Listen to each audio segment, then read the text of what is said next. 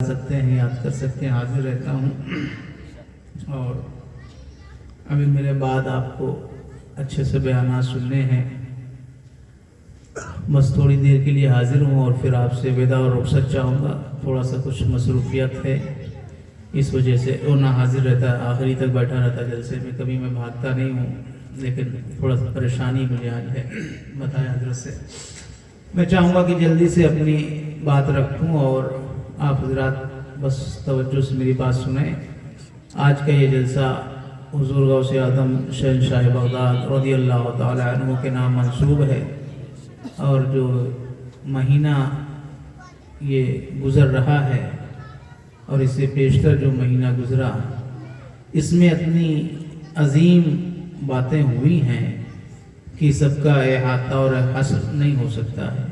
लेकिन मैं पूरी कोशिश करूंगा कि चाहे उनका नाम ही ले लूं और बरकत के लिए कि आप समझें कि कैसी कैसी हस्तियों का जिक्र इन 2 महीनों में हुआ है।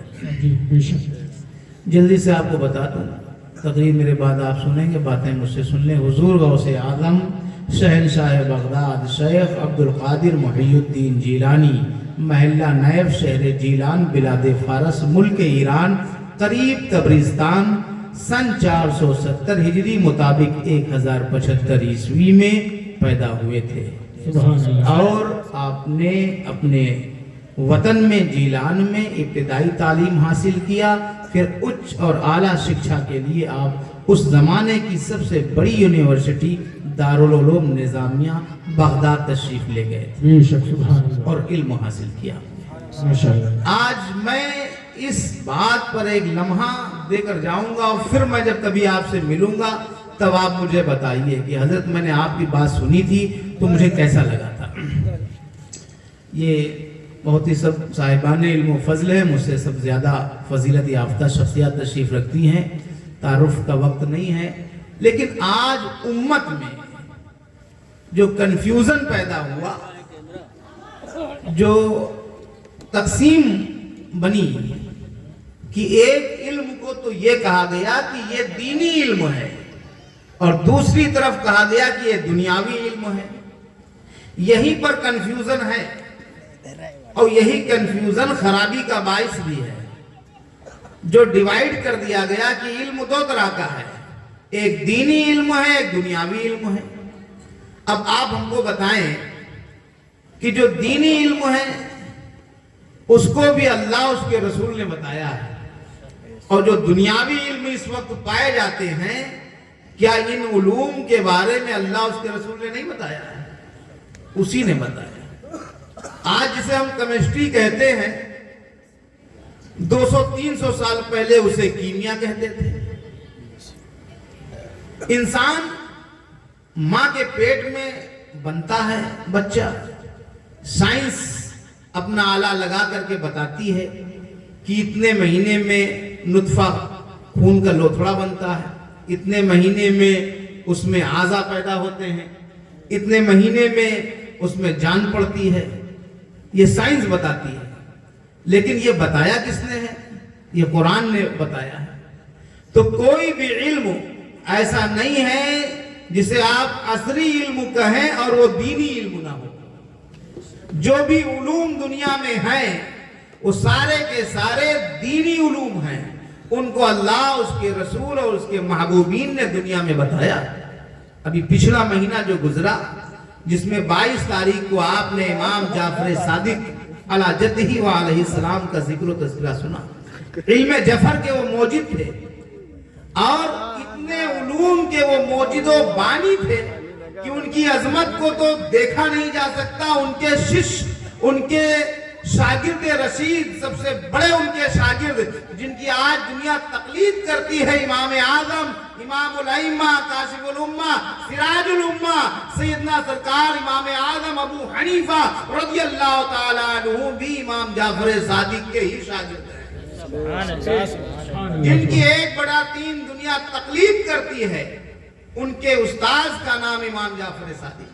खुद इमाम आजम अबू हनीफा ने फरमाया है, लौला सनातान ला हलकन नौमान, अगर मैं अपनी जिंदगी से 2 साल निकाल दूं وہ 2 سال جس میں میں نے بیٹھ کر کے زانوے تلمس طے کیا ہے امام باقر اور امام جعفر کے سامنے، اگر وہ میں 2 سال اپنی زندگی سے نکال دوں تو نعمان ہلاک ہو جائے گا۔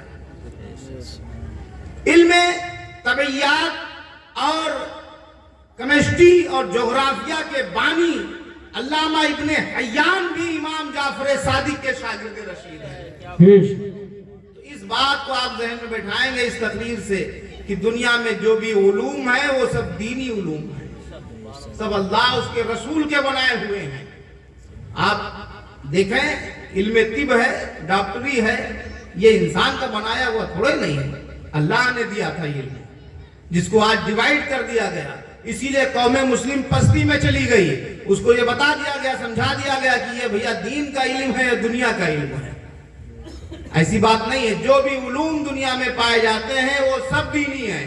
آپ کبھی پڑھیں امام اہل سنت اعلیٰ حضرت شاہ احمد رضا خان فاضل بریلوی کی فتاوی رضویہ شریف، تب آپ کو معلوم ہوگا کہ کوئی ایسا علم دنیا میں نہیں ہے جو قرآن اور حدیث سے نہ نکلا، چاہے انگلش ہو، ہندی ہو، سنسکرت ہو، کوئی بھی بھاشا ہو، کوئی بھی گیان ہو، کوئی بھی علم ہو، وہ سب قرآن و حدیث سے نکلے ہوئے ہیں۔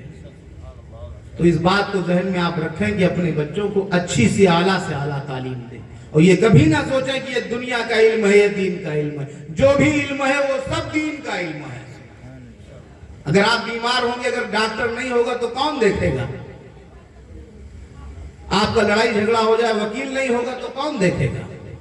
تو کبھی یہ خیال ڈیوائیڈ دماغ میں آپ نہ لائیں کہ یہ دین کا علم ہے، دنیا کا علم ہے۔ جو بھی علم ہے وہ سب قرآن و حدیث سے نکلے ہیں۔ تو اپنے بچوں کو اچھے سے شکشا دیجئے، اور غوث اعظم کے آپ اور ہم ماننے والے ہیں، ان کی سیرت کا یہ گوشہ دیکھائیں کہ جب وہ جیلان میں تھے اور ابتدائی تعلیم، شروعاتی تعلیم حاصل کیا، پھر ان کے شہر اور ملک میں کوئی اعلیٰ تعلیم کا سسٹم نہیں تھا، اور ان کی عمر 18 سال کی ہوئی، ان کی والدہ کی عمر 78 سال کی ہوئی۔ انہوں نے کہا کہ میں جانا چاہتا ہوں پڑھنے کے لیے، ان کی والدہ نے بخوشی اجازت دے دیا، اور وہ بغداد تشریف لے گئے، اور ملک کی نہیں پوری دنیا کی سب سے بڑی یونیورسٹی میں انہوں نے اپنا داخلہ اور ایڈمیشن لیا اور اعلیٰ تعلیم حاصل کیا۔ کیونکہ علم ایک روشنی ہے، علم کے بغیر آپ کچھ دنیا میں دیکھ نہیں پائیں گے، اور جب علم ہوگا آپ کے پاس صحیح تو سارے کام آپ کے صحیح ہوں گے، وہ دین کا ہو چاہے دنیا کا ہو۔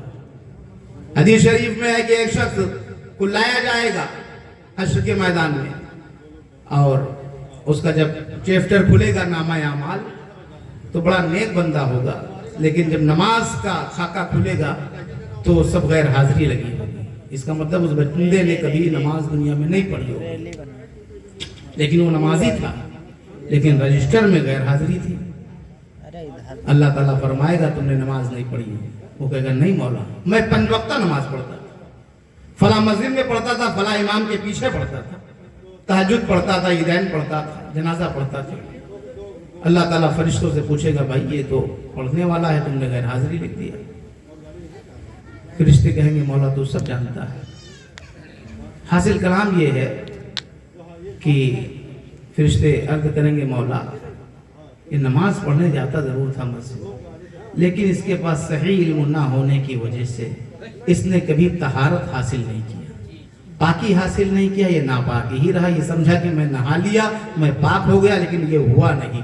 پھر یہ مسجد چلا گیا، اس نے وضو بھی کیا لیکن وضو بھی نہیں ہوا۔ اس وجہ سے جب پہلے سے پاکی نہیں ہوگی تو آپ کا وضو نہیں ہو سکتا ہے۔ جب وضو نہیں ہوا یہ تیری بارگاہ میں کھڑا ہوا، لیکن اس کی غیر حاضری اس وجہ سے لگی کیونکہ یہ ناپاک تھا، اور اس کے نامہ اعمال میں گناہ ہم کو اس لیے لکھنا پڑا کیونکہ یہ جتنی دیر تک مسجد میں موجود رہا ناپاکی کی حالت میں رہا، اس وجہ سے ہم نے ثواب کے بجائے گناہ لکھا، اس وجہ سے غیر حاضری لگی ہوئی۔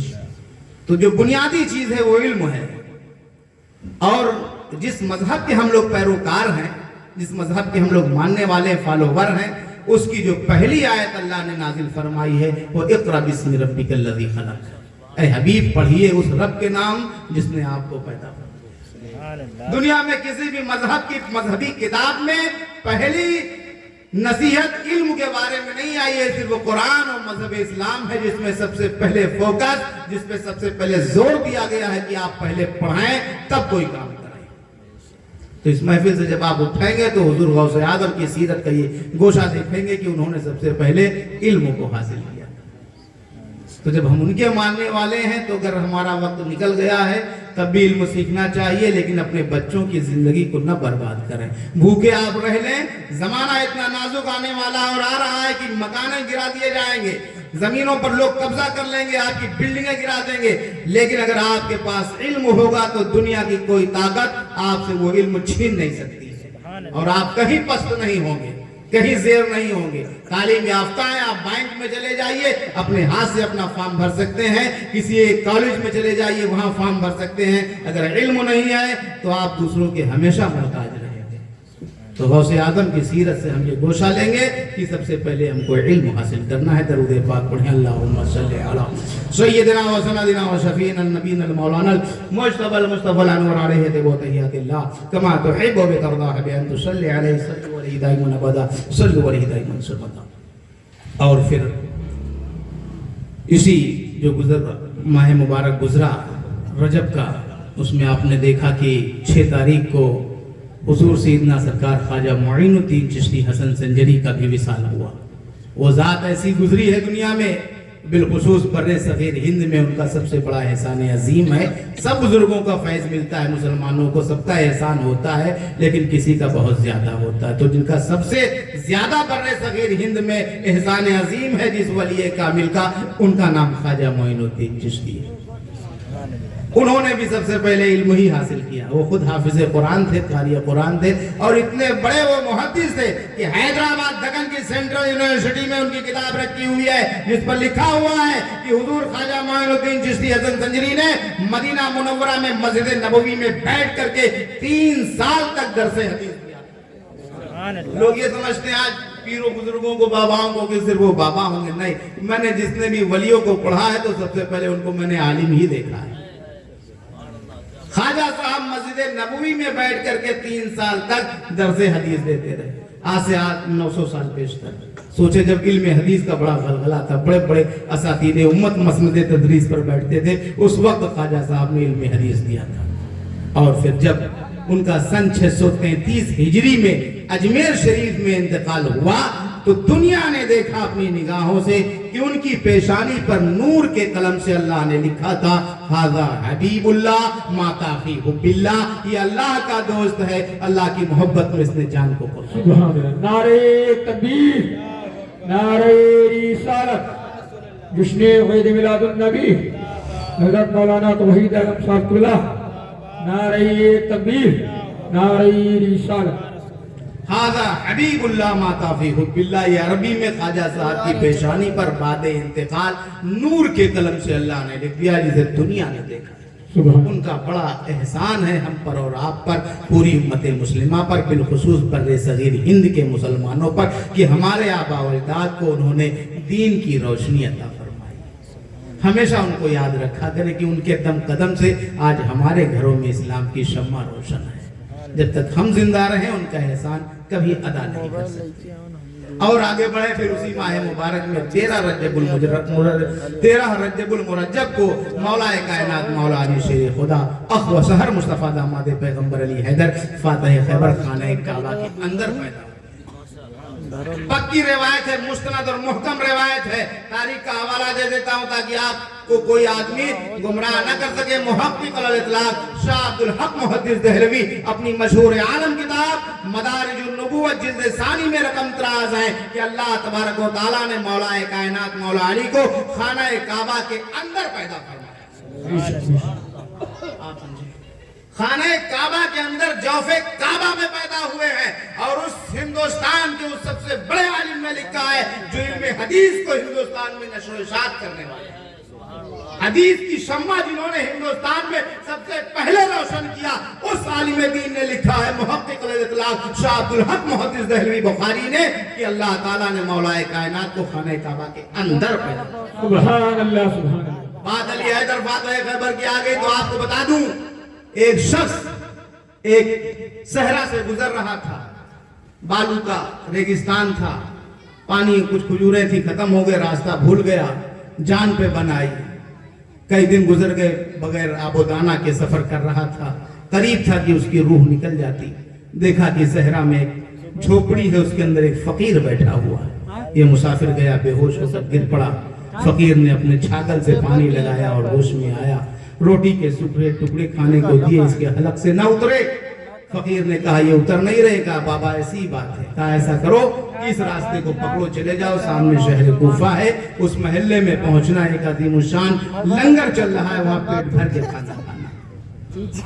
वो मुसाफिर चल पड़ा बताए हुए रास्ते पर, गया तो यकीनन चल रहा था, बैठ गया।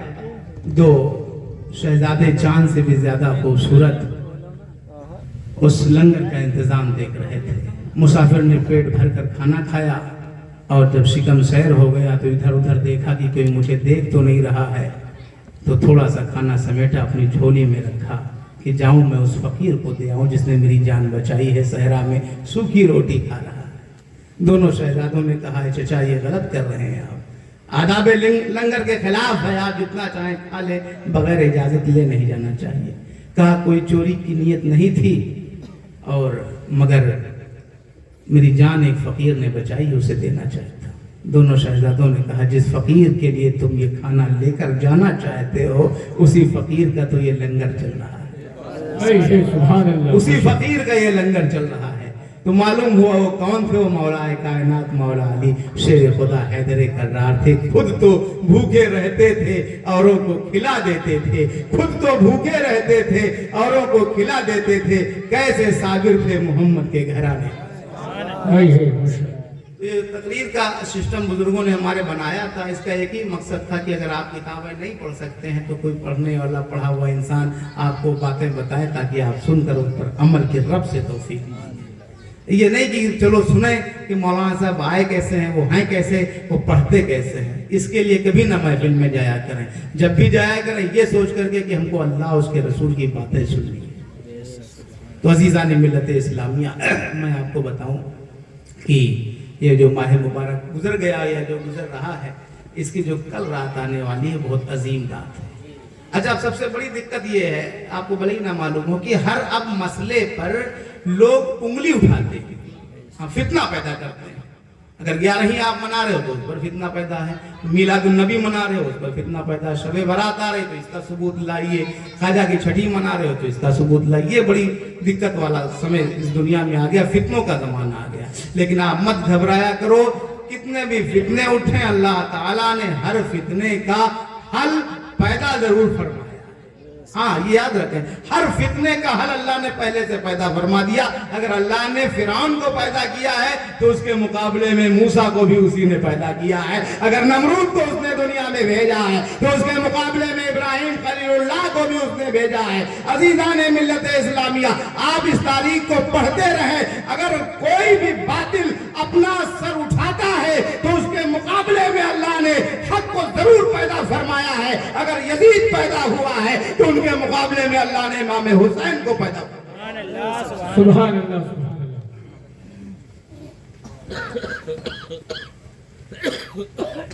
और आप देखें कि हर फिरौने रामूसा, हर बातिल के मुकाबले में हक को अल्लाह ने पैदा फरमाया। अकबर का दौर था, कोई सर नहीं उठा सकता था जहांगीर के जमाने में, लेकिन अल्लाह ताला ने एक ऐसे मर्द मुजाहिद को पैदा फरमाया जिसे इमाम रब्बानी मुजद्दिद अल-फैसानी कहते हैं। आज दुनिया अकबर और जहांगीर की कब्रें भूल गई, लेकिन मुजद्दिद अल-फैसानी का रोजा वैसे ही चमक रहा है। दुनिया यजीद की कब्र नहीं ढूंढ पाएगी, लेकिन इमाम हुसैन का रोजा ऐसे ही चमक रहा है। तो हमेशा याद रखें, कभी घबराया न करें। और फिर इस 14 सदी में जितने भी फितने पैदा हुए, अल्लाह ताला ने इनका सर कुचलने के लिए बरेली में इमाम अहले सुन्नत फख्र ज़मीन व ज़मान मुअय्यद मिल्लत ताहिरा आयातुम मिन आयातिल्लाह मौजिज़तुम मिन मौजिज़ात रसूलिल्लाह हज्जतुल्लाह अलल अर्ज़ीन शेखुल इस्लाम वल मुस्लिमीन इमाम अहमद रज़ा खान फाज़िल बरेलवी को पैदा किया। सुभान अल्लाह। इस दौरे पुरफितन में नजर खुश अकीदगी, इस दौरे पुरफितन में नजर खुश अकीदगी सरकार का करम है, वसीला रज़ा का है। आप मत घबराया करो, कितने भी फितने उठाएं, हम ऐसे खित्ते में रहते हैं, ऐसे मुल्क में रहते हैं जिसकी सलामती के लिए अल्लाह ने अपने वलियों की ड्यूटी यहाँ पर लगा दी। हाँ, लेकिन शर्त यह है कि आप हमेशा सिर्फ अहले सुन्नत वल जमात के उलमा की ही तकरीरें सुना करें। اس وجہ سے کہ اگر آپ فیس بک یوٹیوب پر موبائل پر ادھر ادھر کے لوگوں کی باتیں سنیں گے تو وہ دکھنے میں تو آپ کو اچھی لگیں گی, آپ کی عقل میں بھی بیٹھ جائے گی, لیکن وہ بات غلط ہوتی ہے. اس لیے ہمیشہ حدیث شریف میں بتایا گیا ہے کہ آپ کبھی بھی کسی بدعقیدہ شخص کے پاس اٹھک بیٹھک نہ بنائیں. اس وجہ سے وہ آپ کو گمراہ کر دے گا, آپ سمجھ نہیں پاؤ گے. وہ آپ سے کہے گا نماز پڑھنا ہے تو آپ کہو گے بہت اچھی بات بتا رہے ہیں, روزہ رکھنا ہے بہت اچھی بات ہے, حج کرنا ہے بہت اچھی بات ہے, زکات دینا بہت اچھی بات کی تبلیغ کر رہا ہے, لیکن اس کے اندر جو منشا اس کی چھپی ہوگی, جو اس کی نیت ہوگی وہ دکھائی نہیں پڑے گی. لیکن یہ اعمال آپ کو دکھائی دیں گے. جب وہ آپ کو اپنے فیور میں کر لے گا تب رفتہ رفتہ اپنی نیت آپ کے دماغ میں ڈال دے گا, پھر آپ اسی طرف بھٹک جائیں گے. کیونکہ دنیا میں جتنے فرقے بنے ہیں تو سب نکلے تو اہل سنت سے ہی لوگ ہیں. وہ پہلے دنیا میں سب سنی تھے, پھر دھیرے دھیرے لوگ نکلتے رہے, اپنے اپنے فرقے بناتے رہے. تو ہمیشہ یاد رکھیں کہ صرف انہی علماء کی آپ باتیں سنا کریں جو اہل سنت والجماعت. عزیزان ملت اسلامیہ, میں نے جس آیت کریمہ کا سہارا لیا تھا ترجمہ بتا دوں. بے شک تحقیق تمہارے لیے, تمہاری زندگی گزارنے کے لیے اللہ کے رسول کی زندگی مشعل راہ ہے, نمونہ ہے. آپ کو کہیں بھٹکنے کی ضرورت نہیں ہے. ہمارے پاس اللہ کے رسول کی زندگی ہے, جہاں سے آپ چاہیں, جس گوشے سے چاہیں, رسول کائنات فخر کائنات صلی اللہ تعالی علیہ وسلم کی زندگی اور ان کے اسوہ حسنہ کو آپ دیکھیں, وہیں سے اپنی زندگی آپ شروع کریں. اگر آپ ایک باپ ہیں, آپ کے لڑکی ہیں, تو مصطفیٰ کریم صلی اللہ تعالی علیہ وسلم کی سیرت اقدس کو دیکھیں کہ انہوں نے اپنی بیٹی فاطمہ کی کیسی پرورش فرمائی. اگر آپ ایک کاروباری ہیں, تجارت کرتے ہیں, بیرون ملک سفر کرتے ہیں, بدیش جاتے ہیں اور کنٹریوں میں جاتے ہیں, دیکھیں حضور صلی اللہ تعالی علیہ وسلم کی سیرت اقدس کا یہ گوشہ کہ حضرت خدیجہ الکبریٰ کا مال لے کر ملک شام تشریف لے گئے. کسی بھی گوشے پر آپ جہاں سے چاہیں مصطفیٰ کی سیرت کا وہ گوشہ پڑھیں, آپ کو ادھر ادھر بھٹکنے کی ضرورت نہیں ہے. اور کیونکہ حضور ہی کی ذات خدا تک پہنچی ہے, مصطفیٰ کو چھوڑ کر کے کوئی خدا تک نہیں پہنچ سکتا. جتنے بھی راستے ہوں گے وہ سب گمراہی کے راستے ہوں گے. ایک ہی سیدھا راستہ ہے جسے اہدنا الصراط المستقیم کہتے ہیں. وہ کون سا راستہ ہے؟ وہ میرے مصطفیٰ کا. آپ سمجھتے ہوں گے کہ حضرت یہ آپ کی تقریری جملے ہیں, حاشا و کلا ایسی بات نہیں ہے. آقا دو جہاں صلی اللہ تعالی علیہ وسلم جب اس دنیا سے جا رہے تھے, اور آپ جانتے ہو ابھی میں دیکھ رہا ہوں سامنے راشد بھائی, حاجی نفیس صاحب ہیں, سب میرے بڑے ملنے والے ہیں. اب یہ کوئی فیکٹری کھڑی کر دیں, کوئی میل لگا دیں تو اسے کھڑی ہو جائے گی؟ نہیں کھڑی ہوگی. بڑی محنت کرنی پڑے گی, زمین ایکوائر کرنی پڑے گی, پھر بنانا پڑے گا, بڑی محنت, دسیوں سال لگ جائیں گے, تب فیکٹری کہیں تیار ہوگی, تب مال نکلے گا. لیکن تب تک ان کا وقت آخرہ پہنچے گا, دنیا سے جانے گا. تو پہلے تو محنت کیا انہوں نے کہ فیکٹری بنی, اور جب بن گئی, چل پڑی, مال نکلنے لگا تو یہ غم آ گیا کہ اب مجھے دنیا سے نکلنا پڑے گا. تو یہ سوچیں گے کہ میرے بعد یہ فیکٹری باقی رہے گی کہ نہیں باقی رہے گی. یہ غم ہر انسان کو رہتا ہے. آپ ہیں, آپ کے بچے ہیں, آپ نے مکان بنائے, غم ہے کہ میرے بعد یہ سلامت رہے گا کہ نہیں رہے گا. حضور صلی اللہ تعالی علیہ وسلم نے بھی ایک فیکٹری بنائی جسے امت کہتے تھے. ماشاءاللہ. کوئی نہیں تھا, سب اندھیرا ہی اندھیرا تھا. کوئی دنیا میں خدا کا جاننے والا نہیں تھا, کیونکہ اللہ تعالیٰ نے عیسیٰ مسیح کو جب آسمان پر اٹھا لیا تو 575 سال تک اس دھرتی پر اللہ نے کسی کو بھی نہیں بھیجا نبی اور رسول بنا کر کے. سب ایسے انسان پیدا ہوتے رہے, کوئی ہادی اللہ کی بارگاہ سے نہیں آیا, کوئی نبی اور رسول پیغمبر نہیں آیا. دنیا اندھیرے میں ڈوب گئی. وہ انسان اشرف المخلوقات جسے اللہ نے کائنات میں اپنی تخلیق کردہ اشیاء میں سب سے زیادہ فضیلت دیا تھا, وہ انسان جو زمین سے لے کر کے آسمان تک حکمرانی کے لیے پیدا کیا گیا تھا, وہی انسان کسی موٹے درخت کے آگے سر جھکائے پڑا تھا. کوئی پتھر کو خدا مان بیٹھا تھا, کوئی سمندر کی لہروں کو خدا مان رہا تھا, کوئی سورج اور چاند کو خدا مان رہا تھا, کوئی آبشاروں کو خدا مان رہا تھا, کوئی جھرنوں کو خدا مان رہا تھا, کوئی زمین کو خدا مان رہا تھا, کوئی آسمان کو خدا مان رہا تھا. غرض کی کائنات میں اندھیرا ہی اندھیرا تھا, تاریکی ہی تاریکی تھی. جہاں تاریک تھی, ظلمت پیدا تھا, سخت کالا تھا, کوئی پردے سے کیا نکلا کہ گھر گھر میں اجالا تھا. اللہ تعالیٰ نے پھر اپنے بندوں کی اس پیشانی کو اپنی بارگاہ میں جھکانے کے لیے اپنے آخری حبیب کو دنیا میں بھیجا. لیکن زمانہ کتنا گزر گیا، عیسیٰ مسیح سے 575 سال گزر گئے، اندھیرا ہی اندھیرا چھا گیا۔ پھر حضور دنیا میں آئے تو دیکھا کہ وہ انسان جو اللہ کی عبادت کے لیے پیدا کیا گیا، ہم اور آپ کس کے لیے پیدا کیے گئے؟ اس کائنات کے لیے نہیں پیدا کیا اللہ نے ہمیں آپ کو۔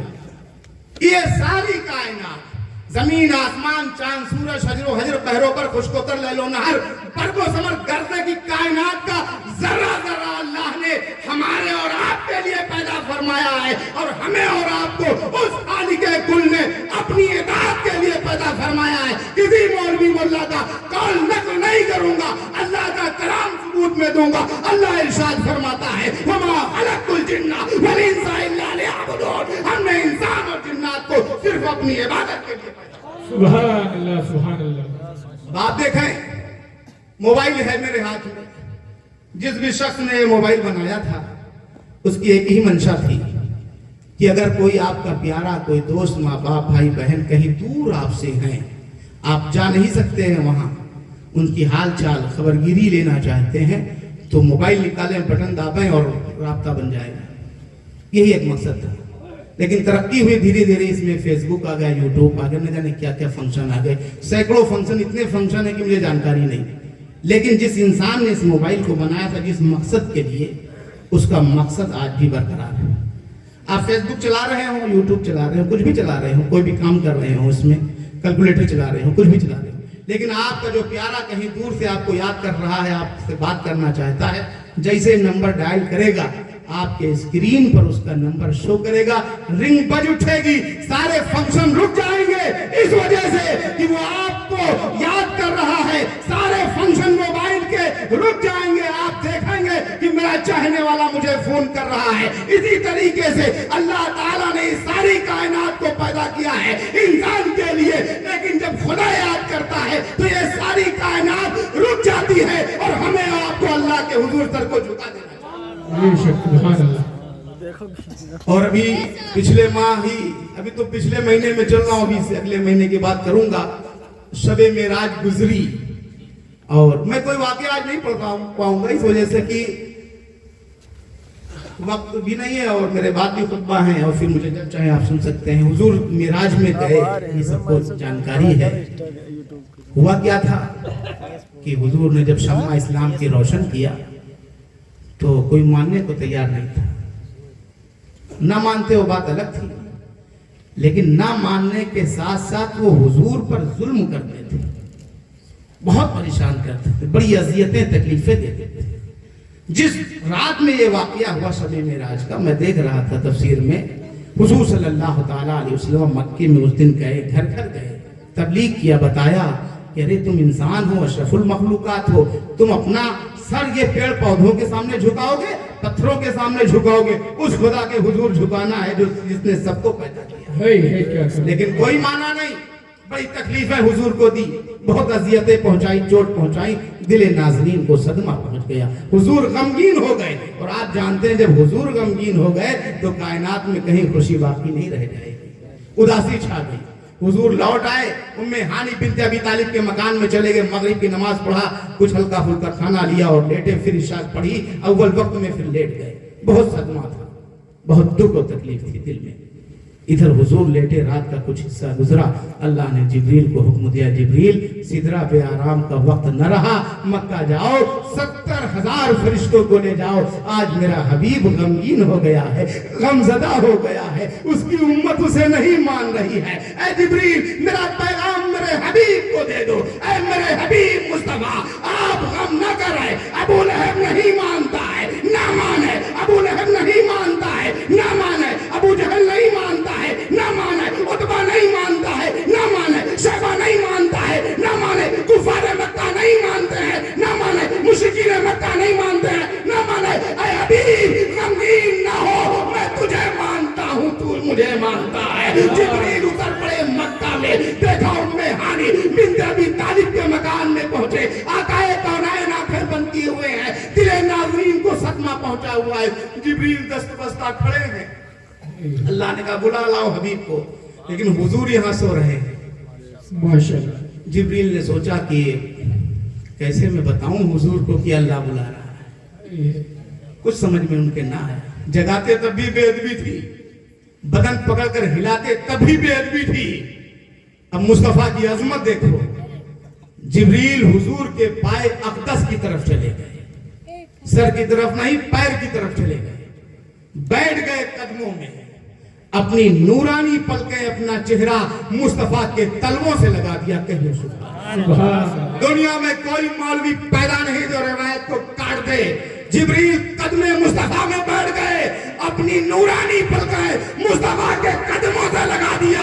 आका ने आंखें खोली, रूहुल अमी से पूछो आदाबे मुस्तफाई, रूहुल अमी से पूछो आदाबे मुस्तफाई, आंखों से मर रहे हैं तलवा में। नारे तकबीर, नारे रिसालत, जश्ने ईद मिलादुन नबी, उलमाए अहले सुन्नत, नारे तकबीर। माशाअल्लाह। हुजूर बेदार हो गए।